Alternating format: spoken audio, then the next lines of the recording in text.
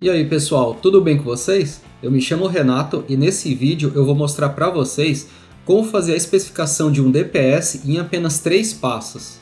Então se você quer aprender como fazer esse dimensionamento de uma forma bem simples, já assiste esse vídeo até o final. Mas antes disso, se você já gostou da ideia do vídeo, já deixa o seu like. Se você ainda não é inscrito no canal, seja muito bem-vindo também e se inscreva.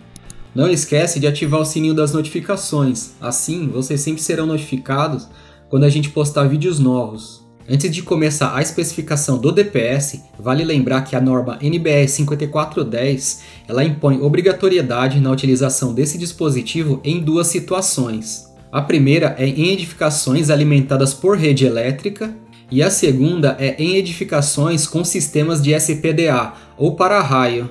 Basicamente, os 3 passos que a gente vai seguir para especificar um DPS será o primeiro passo, as tensões, tanto a tensão máxima de operação como a tensão transitória. O passo 2 será tanto a especificação da corrente nominal quanto a corrente máxima de descarga desse DPS.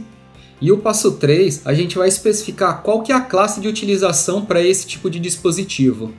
Nesse primeiro passo, a gente vai primeiramente falar sobre a tensão máxima de operação. E basicamente, no mercado, a gente vai ter 3 modelos de DPS comerciais.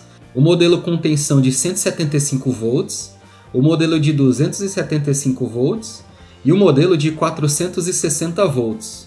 O modelo de 175 volts ele vai ser especificado basicamente para circuitos 127 220 volts. Então, na sua instalação, se a tensão entre fase e terra der 127 volts, esse DPS de 175 volts ele é o mais indicado. Já o DPS de 275 volts ele é indicado para redes que trabalham entre 220 e 380 volts. Então na sua rede, se a tensão entre fase e terra der 220 volts, o DPS mais indicado será esse de 275 volts. Já o DPS de 460 volts de tensão máxima de operação, ele é indicado para tensões entre fase e terra maior do que 220. Ainda no primeiro passo, a gente vai especificar agora a tensão residual transitória, que é uma tensão quando o DPS estiver fazendo a descarga do surto para a terra, é o máximo de tensão que vai passar para os equipamentos. Essa tensão no DPS ela é indicada como UP.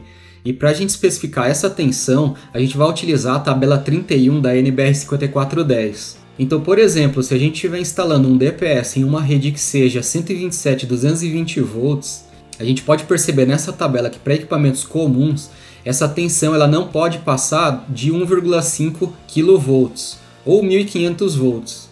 Então no DPS, quando você vai especificar, para equipamentos residenciais, você não deve passar dessa tensão. Já o segundo passo, a gente vai especificar as correntes desse DPS. A primeira corrente que a gente vai especificar é a corrente nominal de descarga. E essa corrente nominal de descarga ela é para o DPS de classe 2. Esse dado da corrente nominal, ele basicamente vai nos informar qual que é a quantidade máxima de vezes que o DPS ele pode atuar sem se danificar. Normalmente os DPS eles são fabricados para atuarem entre 15 a 20 vezes. Agora falando sobre a corrente máxima de descarga, esse dado ele basicamente vai nos informar qual que é a capacidade máxima que esse DPS vai atuar apenas uma vez. Normalmente essa corrente máxima de descarga para áreas urbanas, onde tem bastante prédios, normalmente ela pode ficar entre 8 a 20 kA.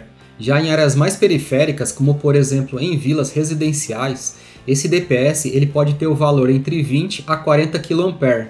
Já em áreas rurais, onde não há muitas edificações, pode ser especificado um DPS de 65 kA ou acima disso. Outra indicação de corrente também que existe no DPS é a corrente de impulso. Essa corrente normalmente é especificada para os DPS de classe 1 e o valor mínimo dessa corrente é 12 kA. Agora o terceiro passo é basicamente especificar qual que é a classe de utilização para esse DPS. E basicamente os DPS eles possuem 3 classes de operações. O DPS de classe 1 ele é indicado para descargas atmosféricas diretas e em redes de distribuição elétricas expostas ao tempo. E normalmente esse DPS ele é instalado no padrão de entrada da edificação. O DPS de classe 2 ele é indicado para descargas atmosféricas de forma indireta devido à indução eletromagnética que o raio ele pode causar na edificação. Já o DPS de classe 3 ele é indicado para uma proteção mais fina do equipamento elétrico ou eletrônico que seja mais sensível a surtos. E ele é instalado diretamente no ponto de alimentação desse equipamento. E esse DPS de classe 3 ele deve ser usado como complemento aos outros DPS na instalação elétrica. Vale lembrar que o DPS, para ele atuar bem na sua função, ele precisa de um bom aterramento. Se o aterramento não estiver tão bom assim, o DPS ele não vai fazer a sua função, que é proteger os equipamentos dos surtos elétricos. Então esses DPS especificados eles devem ser instalados entre fase e terra. Agora uma dúvida que é bastante gerada entre os eletricistas é se deve também colocar o DPS no neutro. A norma NBR 5410 ela diz que é obrigatório a utilização do DPS no neutro quando esse não for aterrado. Então, por exemplo, se o neutro da instalação ele estiver aterrado, não há necessidade de colocar um DPS nele. Mas fica a critério do eletricista se quiser colocar ou não. A norma ela obriga apenas que tenha DPS no neutro quando ele não for aterrado. Então o vídeo de hoje é isso, pessoal. Espero que vocês tenham gostado do que foi passado.